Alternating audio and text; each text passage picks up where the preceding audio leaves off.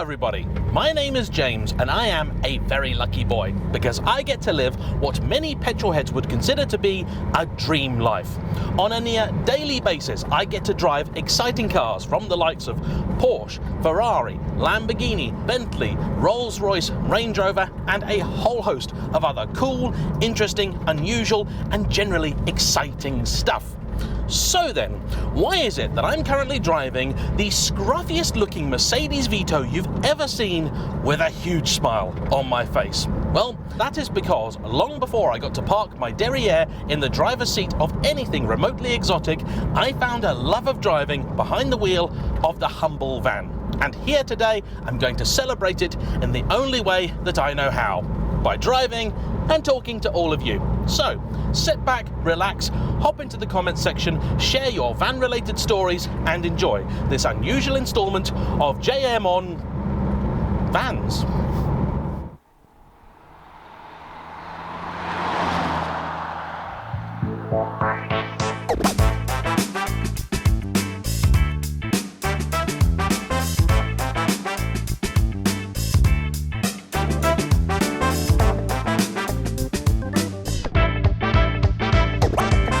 Before we begin proper, I suppose I should introduce you to the star of this video. It is a 2004 Mercedes Vito. And beyond that, I don't really know much technical. It's got a diesel engine with, I think, 4 cylinders. It's 2 and a bit litres, might make 115 horsepower, might make 150. I'm really not sure. But more importantly, it belongs to my good friend Ben from the channel Dad Cars. And as you can probably tell, it's led an unusual life. He acquired this 7 years ago, and by that point it had already been modified. Originally it was a panel van, but by the time he got it, it had become a camper with the fitment of some glass in the side, a little roof panel and a bed in the back. Oh.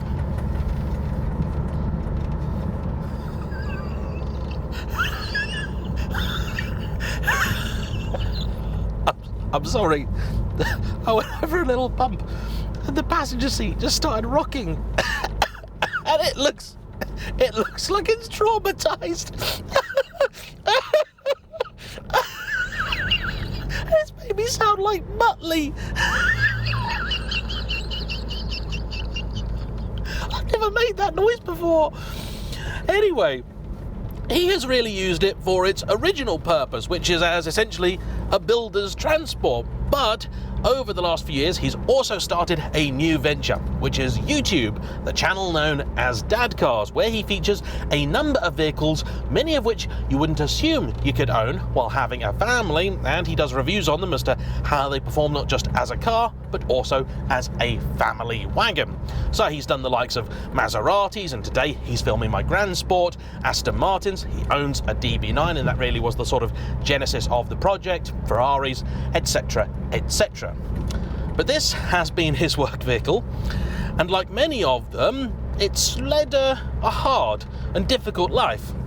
In fact, I would go so far as to say, if this could talk, it probably wouldn't say anything, because it'd have PTSD.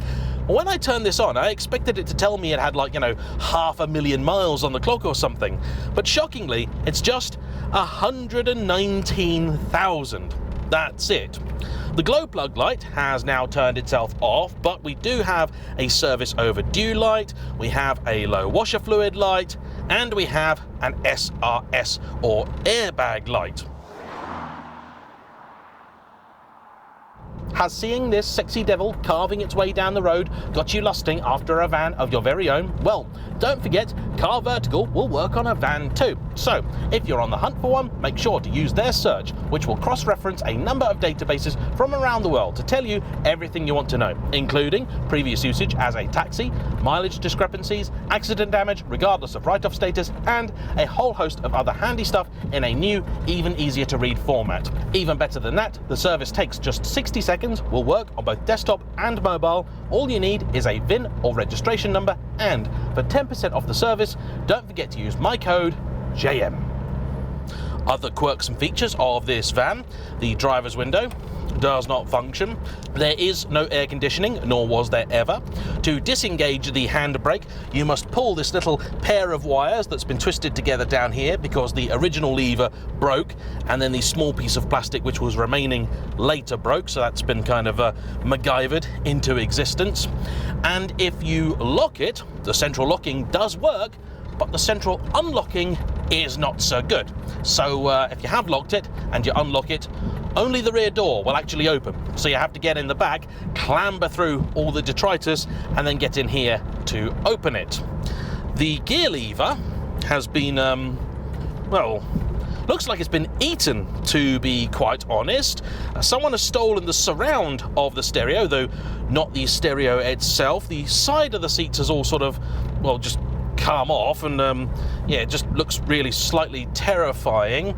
And it is also suffering from just a very, very small bit of rust, which Ben tells me is the Achilles heel of the Mercedes van. I know for many, the Transporter, the VW equivalent, is the king of this segment. Unfortunately, VW know that as well, as does just about everybody else, and so to get yourself into a VW, you have to pay a lot of money. In fact, I've known people buy VW Transporter vans, and we're just talking normal vans here, not campers, you know, 2 seats, out in the back, and they've spent over £50,000, which is kind of terrifying. Ben's been a Vito man for about 10 years now, and he tells me that he prefers them not just because of the better value for money compared with the VW, but also because, corrosion aside, he finds them to be anecdotally a lot more reliable, and this is also manual and rear-wheel drive, meaning that when combined with the economy tyres on it, if you've got nothing in the back and road conditions suit, you can have a little bit of fun with it too. Not that I'm going to be doing that today, mostly because I'm kind of terrified of some of my cameras falling off. Honestly, I'm surprised any of them have stuck, because the paintwork is somewhat patinated and decorated. A little while back, Ben had the genius idea of allowing his daughters to decorate the van, and then the other day he took it to Auto Alex's Shedfest, where he joined my stand with it, and he let a whole bunch of the general public loose with a few pens, and well, they've made their mark, quite literally. It now bears the insignia of many an Instagrammer, YouTuber, and members of the general public.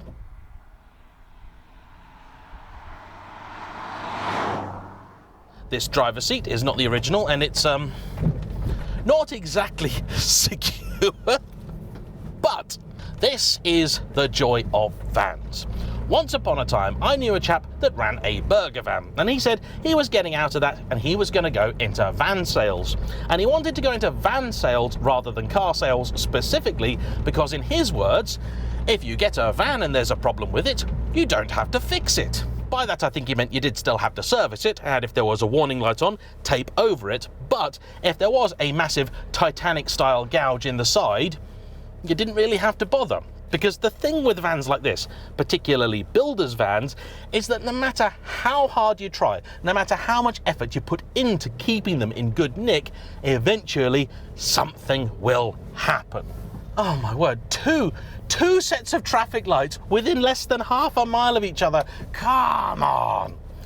Anyway, the other thing, of course, with a building van is that if you're on building sites, you're going to be wearing building gear, building boots, and everything else. So as you're not going to be swapping into your slippers before you get into it, it is just going to get mucky no matter what you do. Eventually, you will give up caring, and this will happen. Although I must confess, I've rarely seen it happen quite as spectacularly as it has here. So that really is the first reason I kind of love vans. You just don't really have to care about them. And as all your other fellow road users know that you don't care about the state of your van, they'll always be a little bit wary. Ben tells me he takes great joy in whenever somebody has parked daftly in a car park and taken up a little bit too much room. He loves being that guy that will park immediately adjacent to them, because if they slam their door on his, he doesn't really care.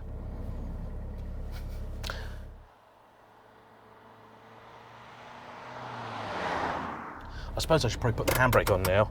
I was never really sure about the whole Mercedes thing of having a fourth pedal down there for the handbrake. because it's so close to the clutch that in anything manual, the risk of just casually leaning on it, resting on it, there is no footrest down here, it's just the handbrake, seems very, very high, and you could be driving along and just sort of put your old size 12s down and put the handbrake on, but I guess people don't care. In any case, the other reason that I have a real fondness for vans is that a great number of my early driving memories are behind the wheel of one. So when I was younger, my dad had a business, and for that business, he had a number of vans. Some small, some large. The vast majority of them were Fiat Ducatos, the high-sided ones which suited the line of work that he was in. And I will be eternally grateful to him, because it was behind the wheel of one of these vans, a Transit Connect I seem to think, that I learned some of the most important lessons in driving. One Saturday, when the business park and the office was closed, we went down there and he showed me the basics of being able to park and maneuver. And this was a little bit stressful. First off, the van had absolutely no rear glass whatsoever, none at the back and none at the sides. It did not have parking sensors, it did not have a reversing camera. All you had was your wing mirrors. That was it. And the business park was full of broken glass, loose screws, metal poles, other vans, and all sorts of stuff I didn't want to drive over or into. However, thanks to Dad's patience and valuable guidance, I learned a number of lessons which have stayed with me to this day, and I find very valuable. One particular example, in case you're wondering, is that when you're reversing and you're looking in your wing mirror, if you can see an item you're reversing close to, and there is air between it and your vehicle, you're not going to hit it. Simple stuff, but I don't think my driving instructor actually ever taught me that one. Other lessons included when you're at a petrol station, remember that the van is a lot longer than a car, and never ever stop to eat your sandwiches.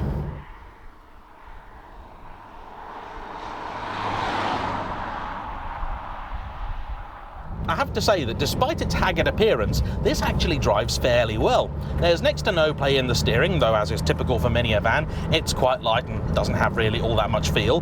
The gearbox has quite a bit of play in it, a fairly short throw, but is also weirdly heavy, again typical van, but amazingly, it also has 6 speeds, which is nice. Yeah, I tried to get the back end out there, it's just not happening. Oh, how about here? There's too much grip. There's so much stuff in the back. Oh, my camera bag is going everywhere.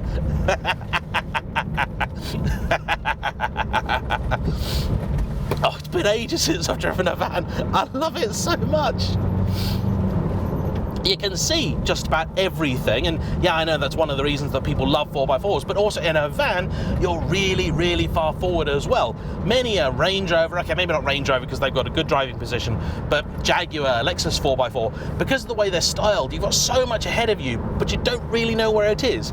In these, yeah, I know where the end of the van is. It's not far. They're so space efficient. I mean, let's face it, it's a box with wheels. That's it, and I love that.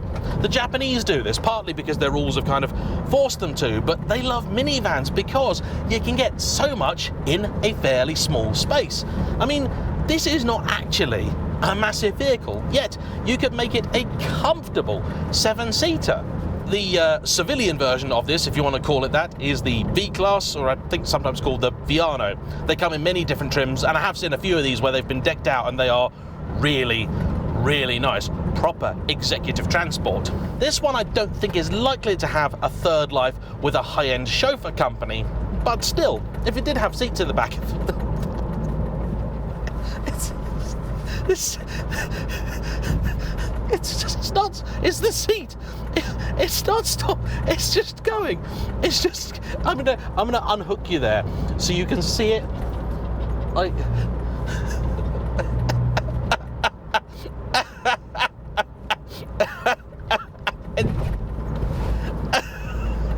Oh my word. Oh Christ.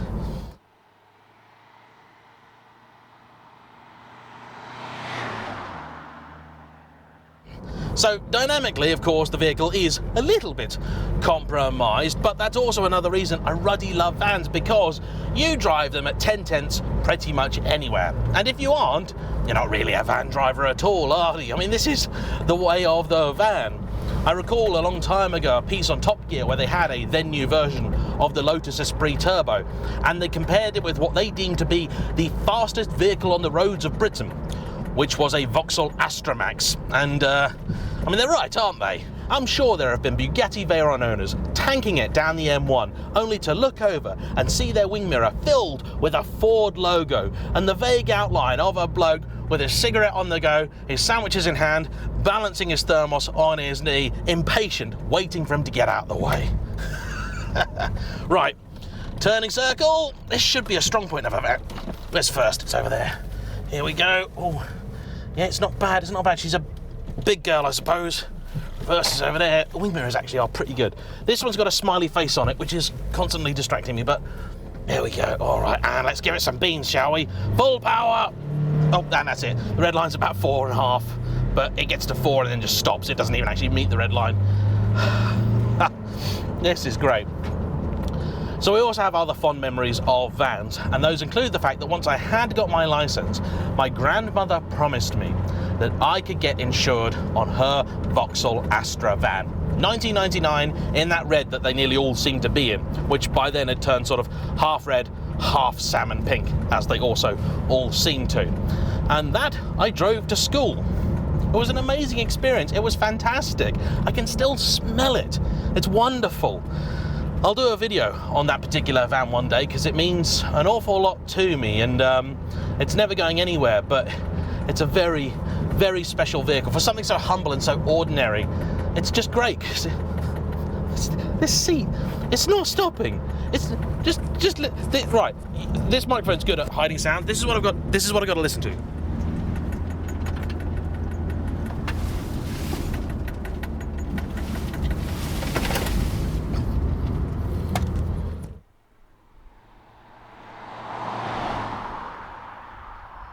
Then, a little bit later, Mum got a car that I could actually get insured on, because there was no chance of me getting on her 3-litre E46 BMW, so we swapped it for a Citroën C4 Bilobe edition.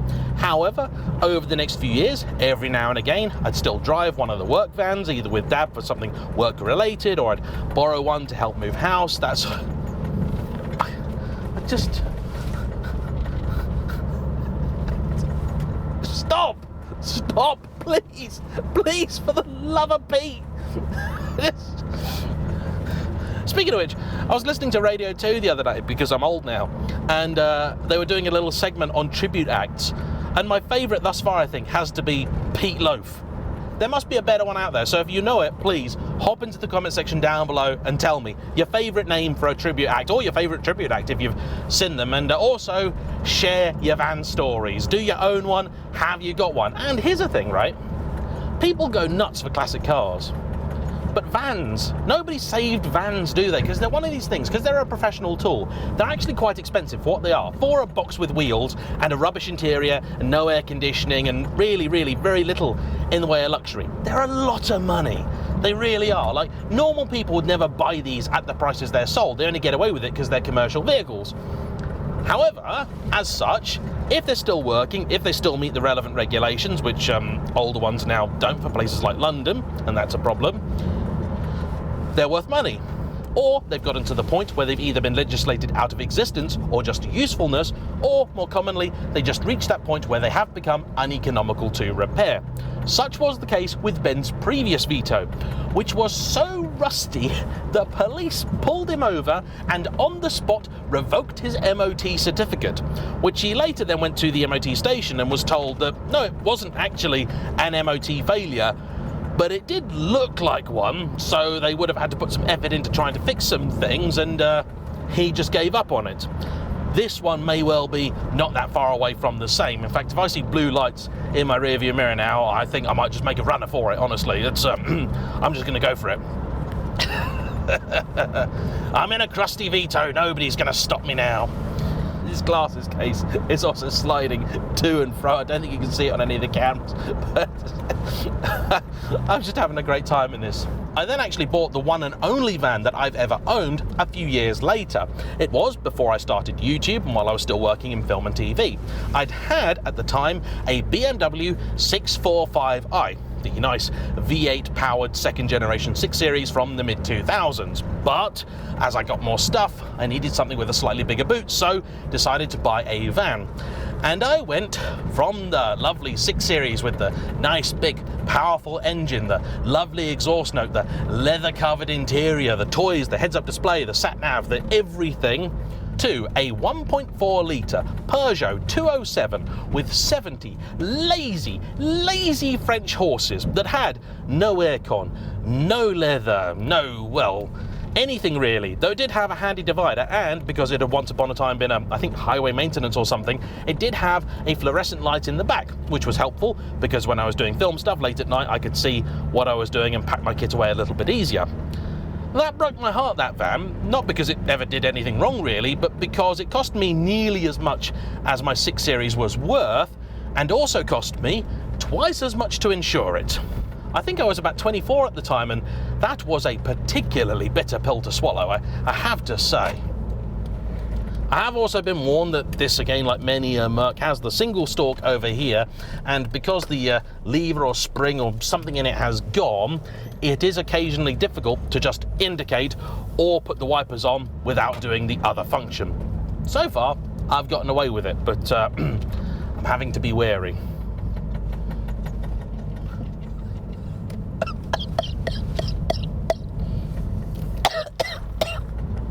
What it's done to me, this thing. It's killing me, that seat. It's just killing me. Anyway, I love vans. They are simple, they are honest. They are driven almost exclusively by insano-naughts who appear desperate to set a new lap record, but that is kind of the appeal. That is part of their charm. You put a huge gouge in the side of it because you were distracted trying to find your Dolly Parton cassette, and as long as nobody saw you, you carry on. It's a kind of refreshing approach to, there we go. It is a kind of refreshing approach to driving. Very French, I think. They've also adopted the whole let's not care about the car and let's park it by just driving forwards and backwards, hitting the one either side of us until we're in the space mentality. Time, finances and space permitting, I would actually love to add a commercial vehicle of some sort to my fleet. Either a Bedford Rascal, because I just love the name, or a Honda Acti, because it's kind of cool. Maybe even a Piaggio Ape or a Suzuki Super Carry, something like that. You know, they're really cool vehicles. I like kind of tiny, dinky little vans. There's just something weirdly cool about them. And I'll clean it by opening the door and just firing a pressure washer into it, because that is how you're supposed to treat these things. This steering wheel cover is coming apart in my hand, although I don't want to know what lies beneath. Not the Harrison Ford horror film, I mean just actually what lies beneath this. So that there is a few vaguely connected thoughts as to why I am such a big fan of the humble van. If you haven't already, now is the time for you to hop into the comment section down below. Tell me your van related stories, hilarious happenings that you've experienced, or the one that you actually really do miss and with your own money you would buy back. Anyway, I want to say a huge thank you to Ben for lending it to me, and if you've not checked his channel out, please make sure to do so. He's currently on the hunt for 10,000 subscribers, and he's ever so close. Go on, someone head over there, give him a subscribe, make it happen. I know you'll make him an incredibly happy man. And as ever, all that remains for me to say is a big thanks to all of you for watching. Don't forget to hit the like button, comment down below, subscribe if you haven't already, and I'll see you for the next one. Bye-bye.